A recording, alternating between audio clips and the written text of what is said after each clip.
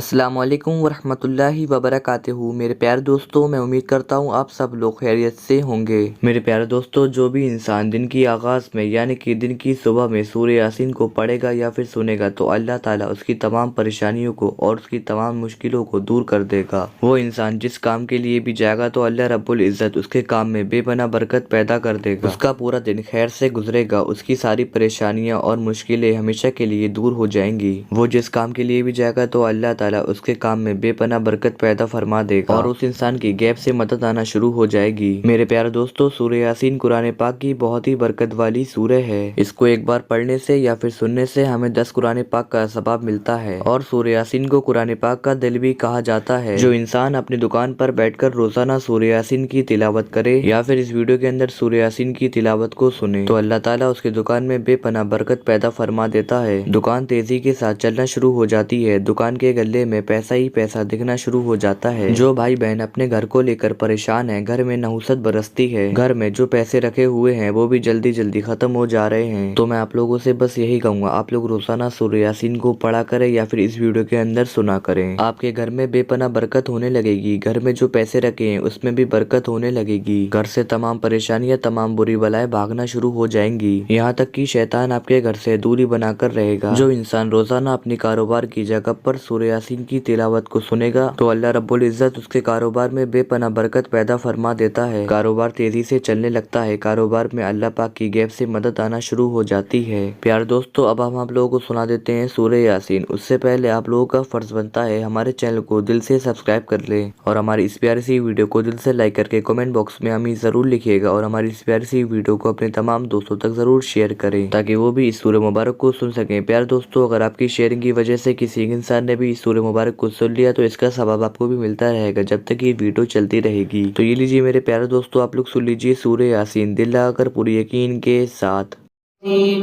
बिस्मिल्लाहिर्रहमानिर्रहीम यासीन वल क़ुरआनिल हकीम इन्नका लमिनल मुरसलीन अला सिरातिम मुस्तक़ीम तंज़ीलल अज़ीज़िर रहीम लितुन्ज़िर क़ौमन मा उन्ज़िर आबाउहुम फ़हुम गाफ़िलून लक़द हक़्क़ल क़ौलु अला अक्तरिहिम फ़हुम ला युमिनून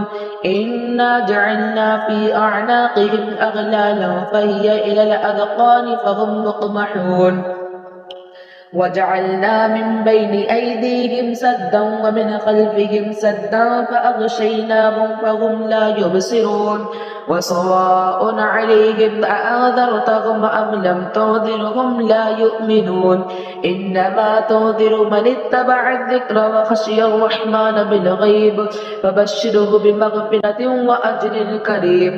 इन्ना नहनु नुह्यिल मौता व नक्तुबु मा क़द्दमू व आथारहुम व कुल्ल शैइन अहसैनाहु फ़ी इमामिन मुबीन वضرب لهم مثلا أصحاب القرية إذ جاءها المرسلون إذ أرسلنا إليهم اثنين فكذبوهما فعززنا بثالث فقالوا إنا إليكم مرسلون قالوا ما أنتم إلا بشر مثلنا وما أنزل الرحمن من شيء إن أنتم إلا تكذبون قالوا ربنا يعلم إنا إليكم لمرسلون وما علينا إلا البلاغ المبين قالوا إنا تطيرنا بكم لئن لم تنتهوا لنرجمنكم وليمسنكم منا عذاب أليم قالوا طائركم معكم أئن ذكرتم بل أنتم قوم مسرفين وجاء من أقصى المدينة رجل يسعى قال يا قوم اتبعوا المرسلين اتبعوا من لا يسألكم أجرا وهم مهتدون وما لي لا أعبد الذي فطرني فإنه فطرني وإليه ترجعون أأتخذ من دونه آلهة إن يردن الرحمن لا تغني عني شفاعتهم شيئا ولا ينقذون إني إذا لفي ضلال مبين إني آمنت بربكم ربكم فاسمعون قيل ادخل الجنة قال يا ليت قومي يعلمون بما غفر لي ربي وجعلني من المكرمين وما أرسلنا على قومه من بعده من وجود من السماء وما كنا مرسلين يا كانت إلا صيحة واحدة فإذا هم خامدون يا حسرة على العباد ما يأتيهم من رسول إلا كانوا به يستهزئون ألم يروا كم أخلقنا قبلهم من القرون أنهم إليهم لا يرجعون وإن كل لما جميع الذين محضرون وآية لهم الأرض الميتة أحييناها وأخرجنا منها حبا فمنه يأكلون وجعلنا فيها جنات من نخيل وأعناب وفجرنا فيها من العيون ليأكلوا من ثمره وما عملته أيديهم أفلا يشكرون سبحان الذي خلق الأزواج كلها مما تنبت الأرض ومن أنفسهم ومما يعلمون وآية لهم الليل نسلخ منه النهار فإذا هم مظلمون والشمس تجري لمستقر لها ذلك تقدير العزيز العليم والقمر قدرناه منازل حتى عاد كالعرجون القديم لا الشمس ينبغي لها أن تدرك القمر ولا الليل سابق النهار وكلنا في فلك يسبحون وآية لهم أنا حملنا ذريتهم في الفلك المشحون وخلقنا لهم من مثله ما يركبون وإن نشأ نغرقهم فلا صريخ لهم ولا هم يوقظون إلا رحمة منا ومتاعا إلى حين وإذا قيل لهم اتقوا ما بين أيديهم وما خلفكم لعلكم ترحمون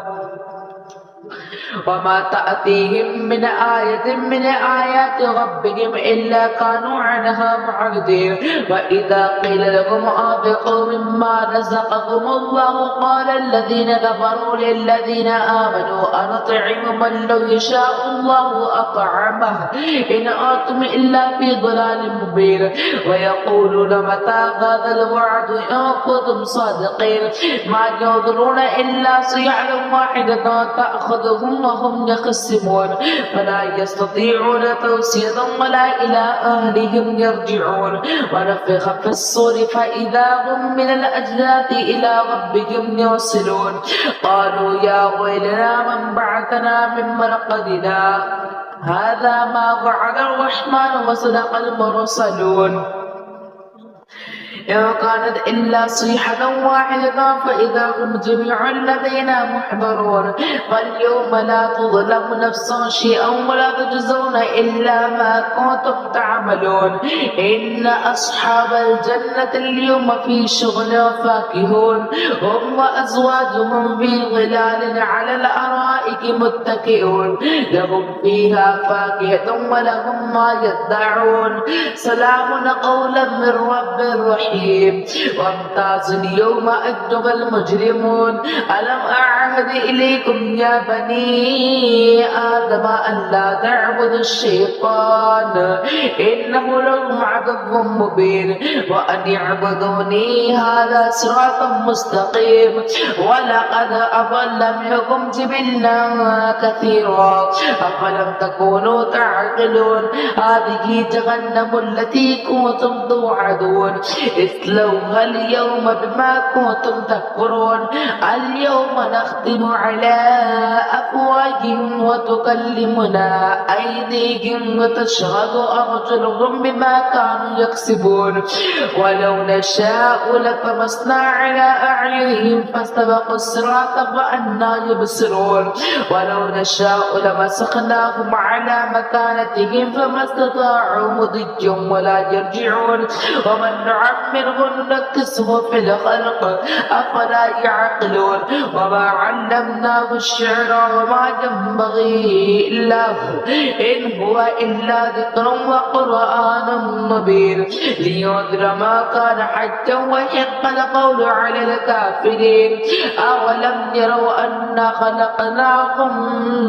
خلقنا لهم مما عملت أيدينا أنعاما فهم لها مالكون وذللناها لهم فمنها ركوبهم ومنها يأكلون ولهم فيها منافع ومشارب أفلا يشكرون واتخذوا من دون الله آلهة لعلهم ينصرون لا يستطيعون نصرهم وهم